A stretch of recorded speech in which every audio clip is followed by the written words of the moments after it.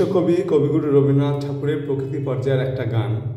গানটি আমি আমার শ্রদ্ধেয় শিক্ষক শ্রীযুক্ত সুব্রত সেনগুপ্ত মহাশয়ের কাছে শিখেছিলাম। গানটি হচ্ছে আকাশতলে দলে দলে মেঘ যে ডেকে যায়। গানটি কবি শান্তিনিকেতনে রচনা করেছিলেন। রচনাকাল 24শে আষাঢ় 1330 বঙ্গাব্দ, ইংরাজি 9 জুলাই 1921 খ্রিস্টাব্দ। গানটি প্রথম প্রবাসী পত্রিকায় কার্তিক সংখ্যায় প্রকাশিত হয়েছিল।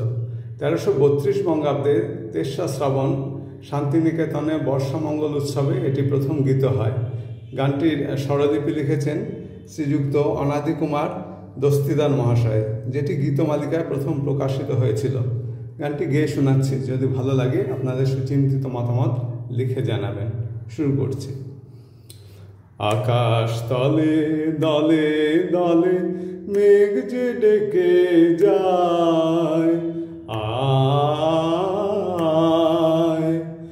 আয় আয় আয়, জামের বনে আমের বনে রব উঠেছে তাই, যাই যাই যাই, উড়ে যাওয়ার স্বাদ জাগে তার পুলক ভরা ডালে, পাতায় পাতায়, আয়